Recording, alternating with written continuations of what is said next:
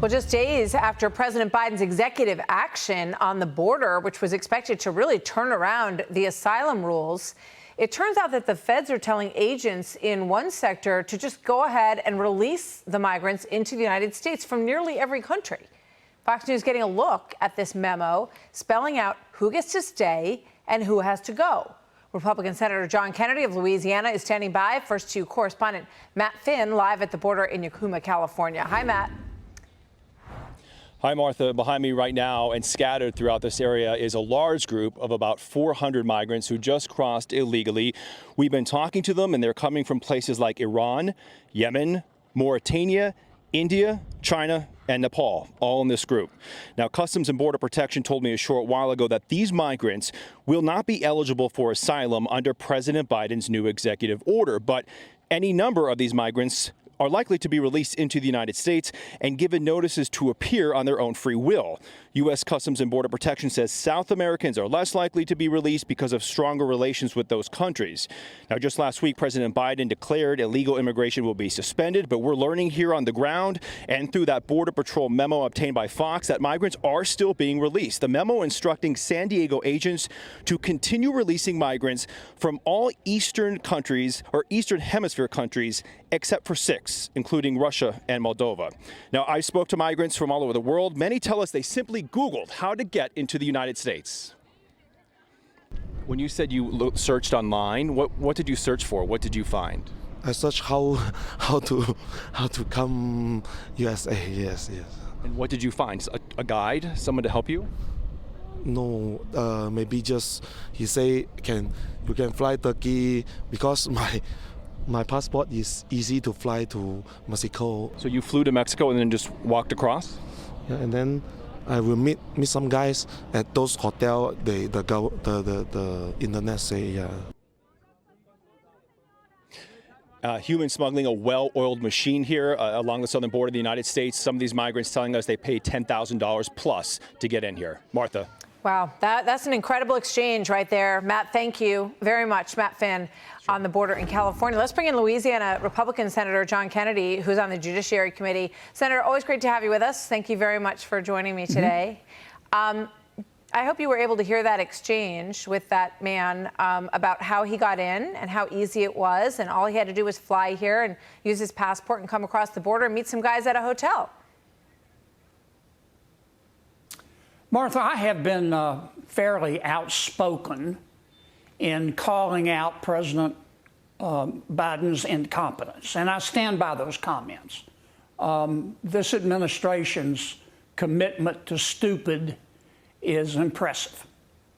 But you don't have to be an ethicist or a professor of moral philosophy to know that being incompetent, being a meathead is one thing. Telling a bald-faced lie is quite another. Now, last week, President Biden, who has dissolved the southern border, held a press conference with great fanfare. And he looked the American people in the eye and he said, "I have been born again. I am now serious as 4 heart attacks and a stroke about securing the southern border. In fact, I'm going to issue an executive order that is going to limit the number of people that can come into our country each day through refugee status to 2,500 rather. All others will be turned back."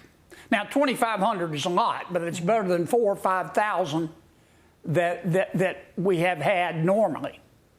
But today, we find out that President Biden has issued a memo quietly to the California region saying that his executive order is only going to apply to 6 countries, just 6 in the Eastern Hemisphere. Right. There are over 100 countries in the Eastern Hemisphere.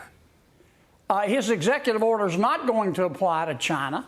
It's not going to apply to Iran, for example. Mm-hmm. One or two things are going on. Either President Biden is a woke ideologue who believes in open borders, or he is a skilled liar.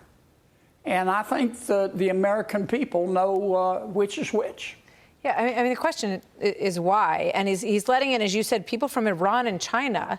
I mean, you would want to have the toughest scrutiny possible to make sure that these people don't have some nefarious purpose for being here. I would have assumed if they wanted to come to the country, they could find a legal way to enter, but they're not, and I think that raises a question. Here's Martha Raddatz talking to Secretary Mayorkas on the Sunday shows. Watch.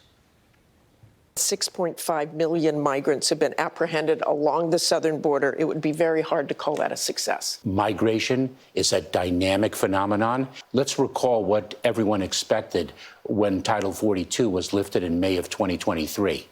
People expected pandemonium. Our model worked. We drove the numbers down. I mean, I don't know what reality he is living in, Senator.